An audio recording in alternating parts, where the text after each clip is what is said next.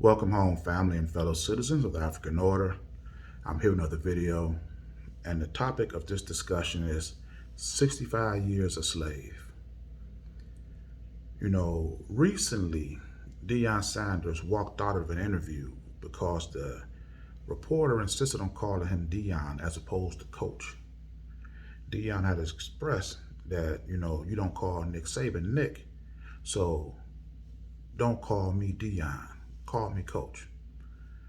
The reporter heard Deion's request and insisted on continuing to call him Deion. So he got up and walked out, just left the interview. Now, let me give you a little historical context to this story here.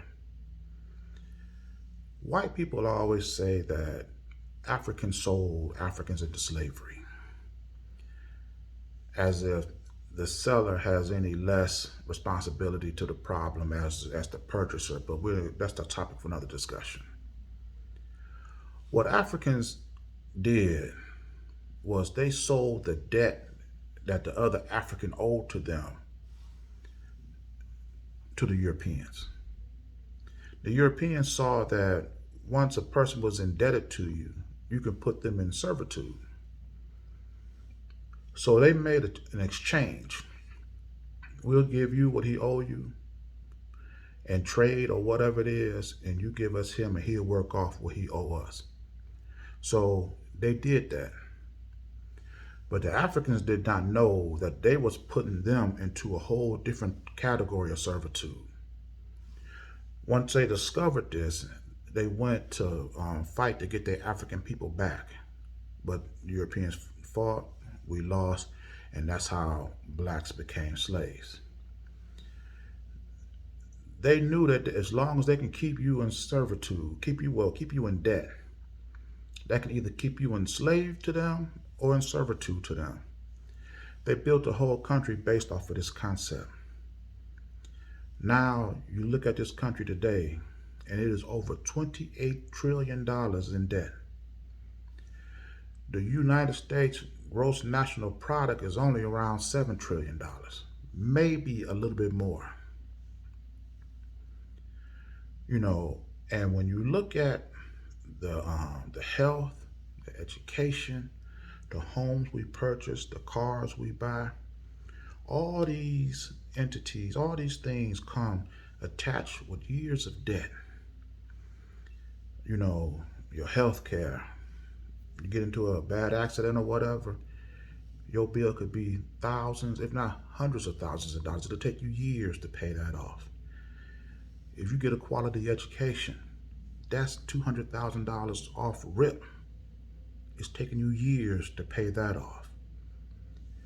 You buy a home, any home, and you're looking at a 30-year mortgage.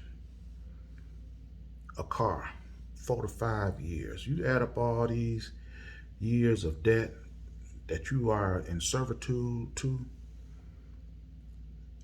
that's 60, 65 years. The life expectancy for blacks in this country is like 58 years. If we don't get to a point where we can control the debt, we'll be in servitude to these people for our whole entire lives. Now, the concept of this country is debt equals servitude or slavery. But you know what? God wants us to be in servitude to him. So let's not get caught up in this word slavery. Let's look at this through my perspective. Focus on what you're a slave to. If you was deceased and then found yourself in heaven, and the only thing you had to do to live in paradise for the rest of your life with the woman you love and in perfect health, no more pain, no more tears, no more hurt, only, just beautiful environment, was to be in servitude to God, you wouldn't turn that down for nothing. If you find yourself in a good relationship with a man or a woman especially after a bad one, where this person is helping you build, helping you heal, somebody you can find comfort in. And the only thing they want from you is the same thing they given to you, plus a lifetime commitment to them. You'd be a fool not to be in servitude or a slave to this. So what does this have to do with Deion Sanders? There is an area in this country where we're not considered either a slave or a servant. Socially, as a people, politically, judicially, in sports. We're all in servitude. Servants, slaves, they don't get no respect. When you look at our people socially, here you had Paul Hotchkiss. He was the first person to be convicted of the insurrection back on January 6th. He got 8 months in prison for trying to overthrow the United States government. Then you have Crystal Mason. She was sentenced to 5 years in jail for being on some type of limited probation or supervised probation where she wasn't allowed to vote. Didn't know that, and when she voted, they found out and sentenced her to 5 years in prison. Not trying to cheat, not trying to vote for anybody else, but just to vote for herself.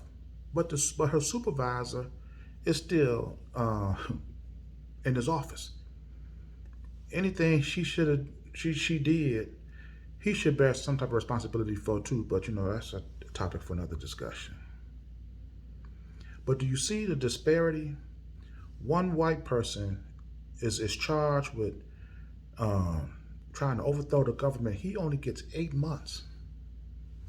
And one black woman, only thing she's charged with is executing her constitutional right to vote.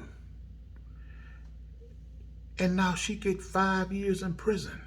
Do you see the lack of respect our people get? And then now even in sports, Deion Sanders can't even ask this man, just call me coach. Don't call me Deion. Just call me coach. As long as we are viewed as slaves or servants, we don't get no respect. Remember when Barack Obama was president?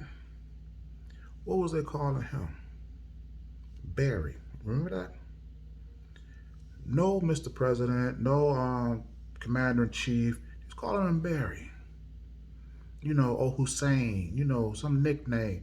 No respect whatsoever. And as you see right now, they're fighting right now just to keep blacks, keep them having the right to vote, because they don't see you as equal. They don't see you as a citizen. They see you as a servant, a slave.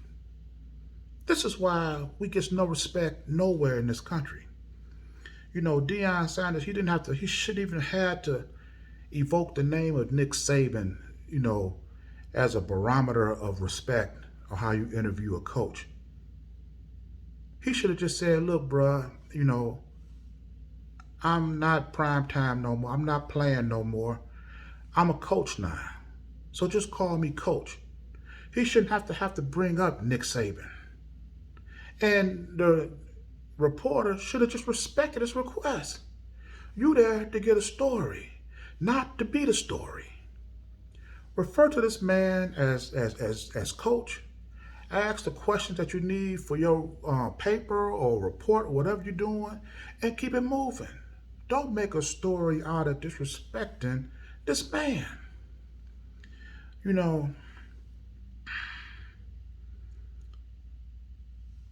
When I say that we have no respect in this country, nowhere, and it's all because of the servitude that's attached to our skin color.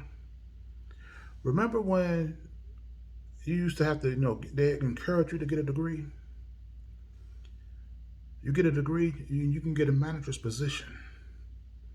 But to do that, you have to go to a specific school, a Harvard, Howard, something like that. But as soon as blacks become more prevalent in these institutions, now all of a sudden the standard of that college has now decreased.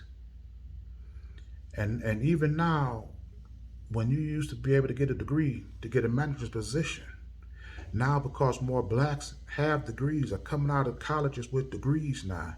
Now degrees are considered necessary for entry-level positions. This is because every path that we go on to lead a quality of life, there's somebody white along that path that can either deter, limit, or deny access. When you take a degree, a 4-year degree from a higher learning institution, and can reduce it down to entry level, just because more and more blacks are now coming into the workforce armed with these degrees, this should tell us and our so-called black leaders something. We have to create our own institutions and create our own standards to hold these people at bay, or they'll be able to rise, elevate, whatever standard they want for us to achieve certain levels of success to guarantee us a decent living.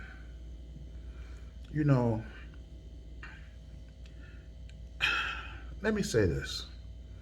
I'm watching this debate between these two pastors, and they're talking about the Holy Trinity. One person is saying that God is 3 individuals, is 3 people, Father, Son, and Holy Ghost.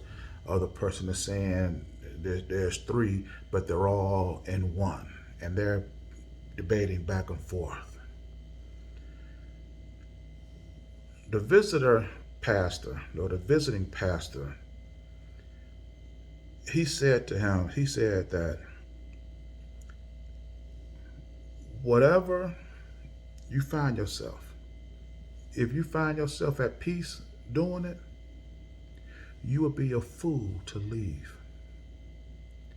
But whatever you find yourself, and you find yourself not at peace, you be a fool to stay. There isn't any area in this country where black people can find peace. And I don't want to hear, like this one guy was telling me, well, there's no racism in the military. The military is all part of the same body that this system is built upon.